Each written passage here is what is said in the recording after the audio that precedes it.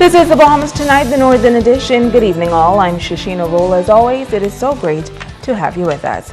Topping news, Grand Bahamas tourism industry getting a positive injection this weekend with the arrival of additional airlift from the Canadian market. It is a big accomplishment for the island, as Grand Bahama now has direct service from some 8 cities in that lucrative Canadian market. Megan Shepard has our top story.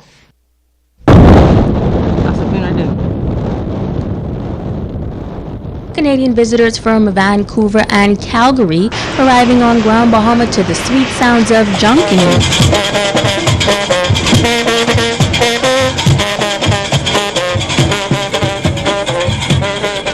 The group is a part of the Sunwing's second season services to the island during the winter months. Deputy Director of Tourism Betty Bethel says the Ministry of Tourism is fully committed to promoting the island for its unique qualities, and Saturday's flight is evidence of Grand Bahama's appeal. It's important for you to know how we position Grand Bahama Island so that we know how to behave accordingly here on island. We promote the destination of Grand Bahama Island to the marketplace like Canada as a unique destination product. 3 distinct destinations in one product. East End and the Keys, which offers pristine ecological soft adventures. West End, where you will encounter an abundance of history and traditional Bahamian culture experiences. And of course, Freeport Lucaya, with a wide variety of dining, shopping, golfing, gaming, and entertainment activities and modern accommodations and amenities.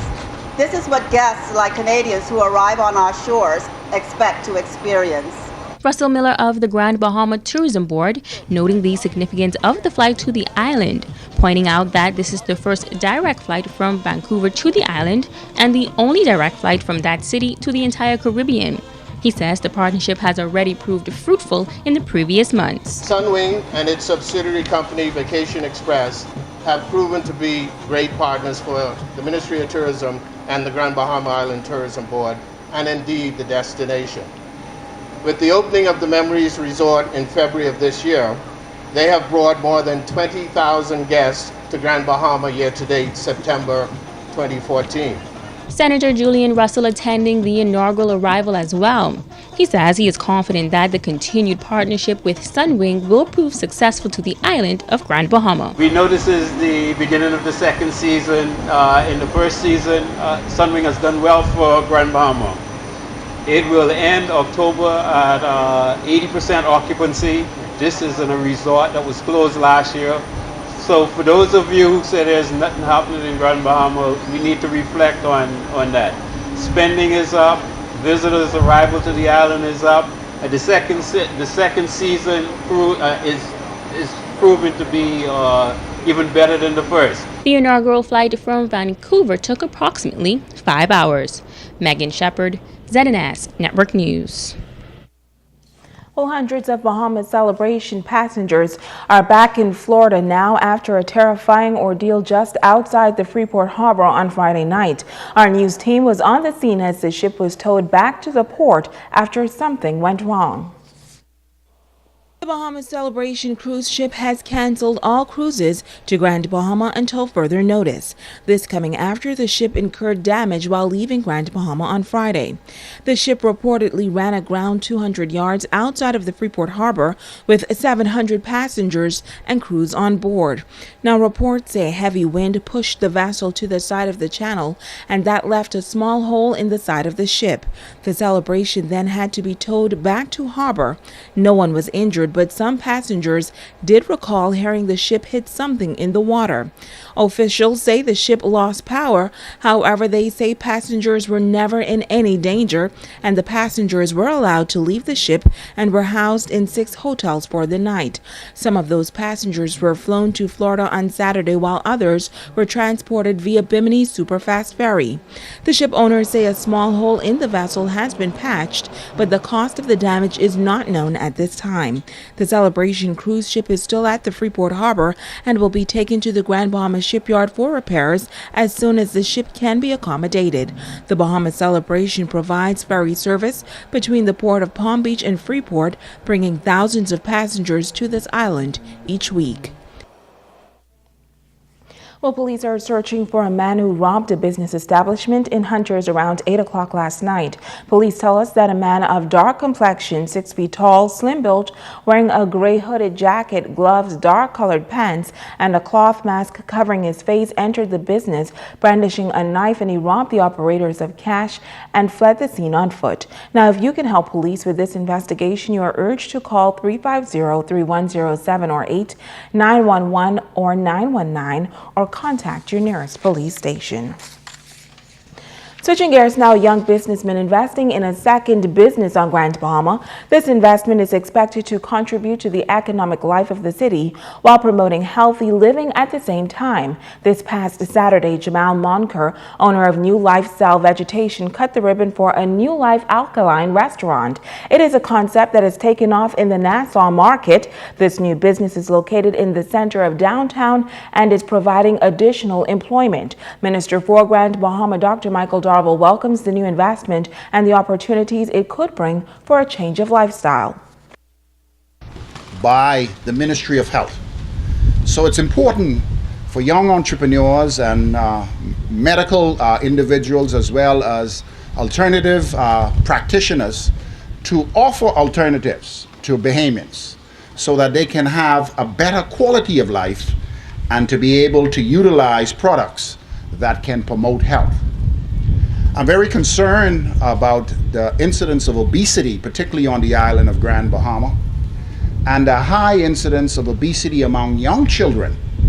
And so I believe that you have something very important to offer here, Jamal, for alternative forms of therapies to really increase the metabolic rate in sometimes our young people and offer them alternatives to healthy lifestyles. Well, Monker says it is an investment that must be made for the health of Bahamians. He believes it is a way of getting back to basics. Food can also make us well, but it has to be the right food. If you do the same thing over and over again, how could you expect a different result? So if 20 years of your life you've been eating a certain way and you develop diabetes mellitus or hypertension, then you know you have to do something different, right? Let's try this difference. But guess what? This difference that I'm talking about today is a difference that your grandparents knew about. Their great-grandparents knew about. So what I'm doing is reconnecting you to that which you once knew. It's simple. I think one of the things we can take advantage of today is using the local things what we take for granted and what everybody just kick aside. So there's the things we look for on the island and we transform it into healthy, nutritious food. And you tell me if the challenge is worth it when you walk inside. That's all I got to say. Stay with us. The Bahamas Tonight, the Northern Edition, continues right after this. Bringing news that matters to you. You're watching the Bahamas Tonight, Northern Edition. Welcome back. The Grand Bahama Red Rose Ball Committee staging its annual fundraiser on Grand Bahama this weekend. Over the years, the committee has been working to promote awareness of HIV and AIDS. Now, they were told that while some strides have been made, the work is far from over. Megan Shepard was there.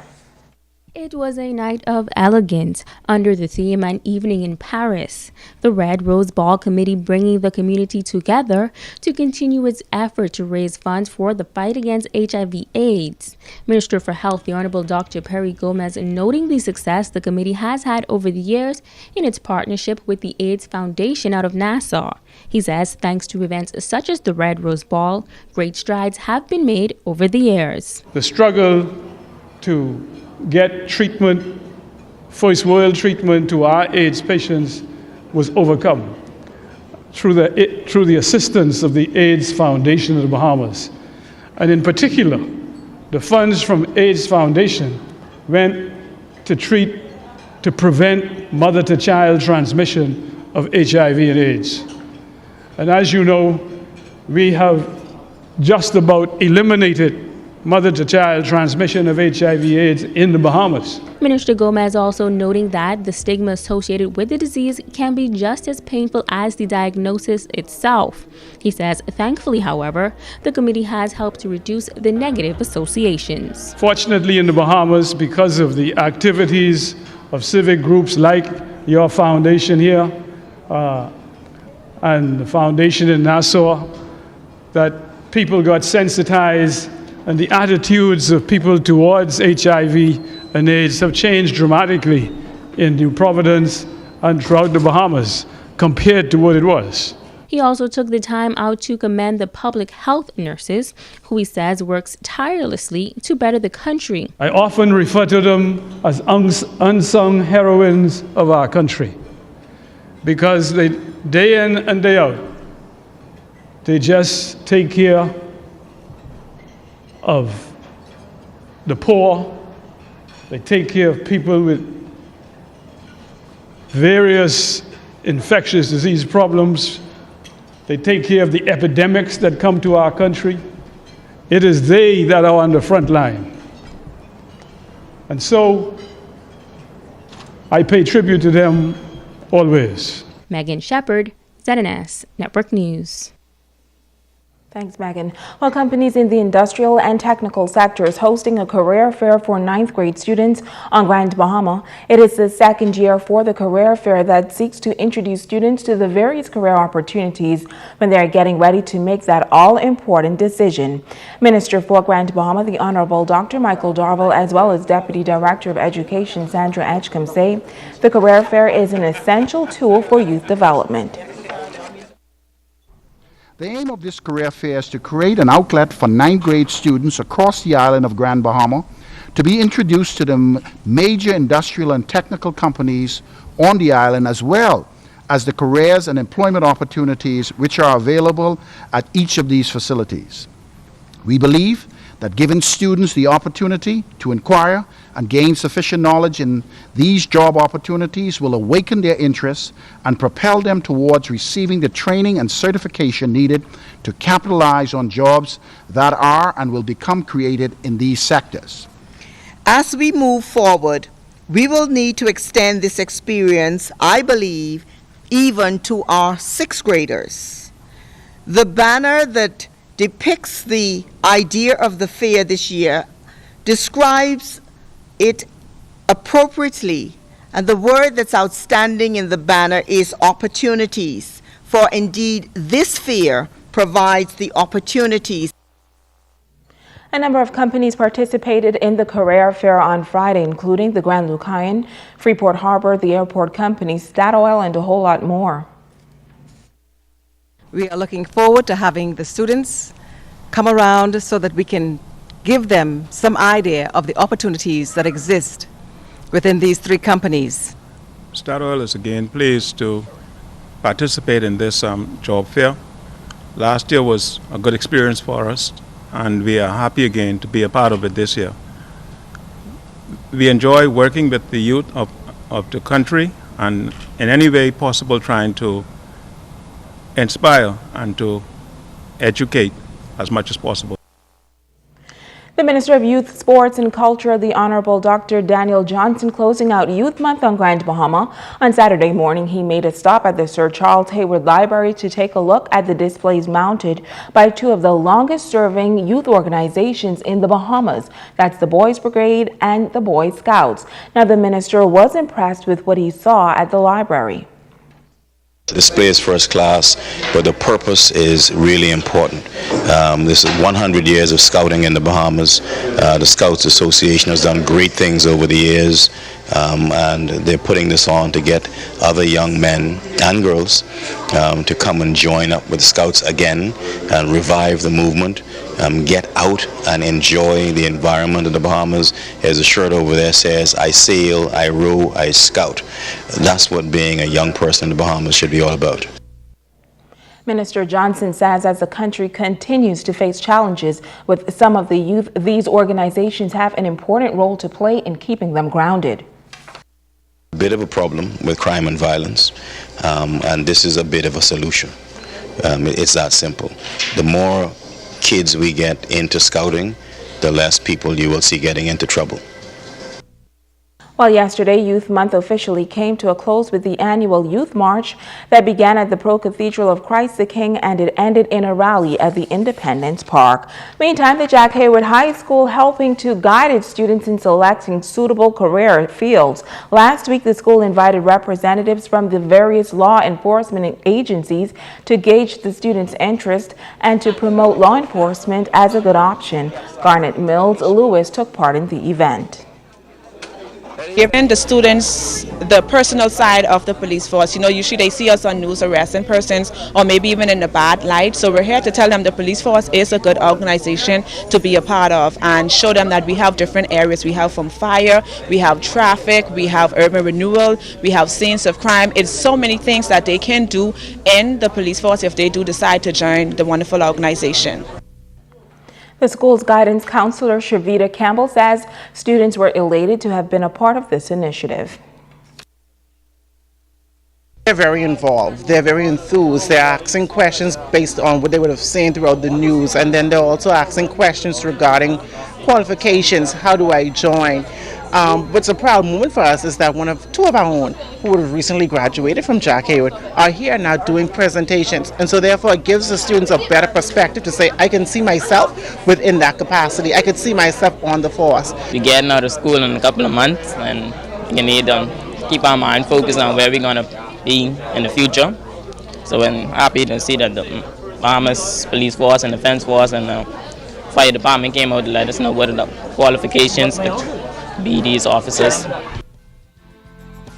Well, the Dolphin Swan and Ricardo Lightborn is not a happy camper. Nonetheless, he's up next with a check on sports.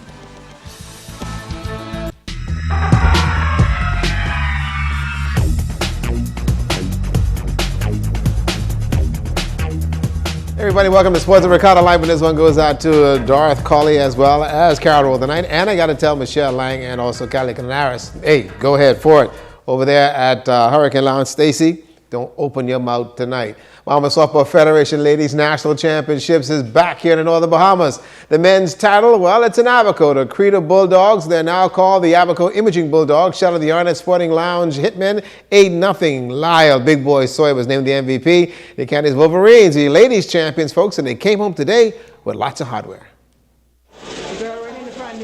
The Candies Wolverines returned home today from the BSF Nationals with lots and lots of hardware. The Wolverines won the ladies' title and secured the championship trophy. It was a special one for Coach Sidney Thomas and his coaching staff. All the hard work paid off and a perfect tournament. I always have it in my mind that this team was the best team to win that championship. I went to Nassau a couple of times and I look around and see the level of play, and I came back and I told the girls, this one is in the books. You know what I'm saying? Because these girls really put in a lot of work. I'm talking like hard work. Once they know they win the championship here in Grand Bahama, they even took it to a different level. They start practicing every day, and these girls really won. These girls put in everything. They put in a struggle to get there. I mean, a tough struggle to get there at the foot for themselves to get to Nassau to play in this tournament. They did real good. The MVP award went to Shashina Pinder, smiling from ear to ear. The Wolverines 10-2 routed the Sigma Wildcats for the title, said it all. This has to be the best team I've ever played with. We're going out there with the intentions of bringing back all the trophies, and we did. This was the best tournament. We went undefeated, and I couldn't ask for anything else. I wasn't expecting an MVP, but thank God I got it. It was so easy. We really didn't have any competition. We thought we had competition, but we did not any at all. I think our guys did fairly well. They showed up in Nassau. They showed where they could have bring the goal back to Freeport, but we were short-handed. In the whole tournament, they played very well, and I give kudos to them for taking the bronze back to Freeport. This has been one of the most competitive tournaments within the recent years. We just want to say congratulations to the Candies Wolverine for winning the championship. They actually competed in the tournament and did not lose a game. We'd also like to say special thanks to New Providence, the Sigma Wildcat, for giving it its all. Congrats, Wolverines, the BSF National Champions. Team to marvel at, right, Sid? And congrats to the girls. Let's go to the Grandma Volleyball Association play from the weekend. The GB Shipyard Cruisers put away the youth in action 25-15, 24-26, and 15-9. The Grandma Shipyard Cruisers defeating the Bebe's All-Stars 25-17, 25-20. Then Bebe All-Stars turned around and put on the BMES Warriors 25-17 and 25-20, 15-10. The Age in Action defeated the Town and Country Soccer Team 25-21, 25-15, and 25-7. In the Primary School League, this is the James Gunn Culmer Keith Mullings League. Let me tell you, as far as for primary girls, shutting out Maurice Moore 10-0. Lewis Yard over BMES 10-4. Hugh Campbell and over the Martintown team 6-2. Walter Parker 2. Bottle Hill 1. As far as Tabernacle boys, they defeated Holmes Rock 12-0. Freeport Gospel down Martintown 10-9. And Lewis Yard edged out the Bartlett Hill team 8-7. And it's a good weekend. The Miami Heat played, and that's a good thing. As far as Kevin and all y'all who try to mash me up, you Dolphin fans, that's okay, you know. Remember, San Diego can get you all in the long run. That's a look at sports.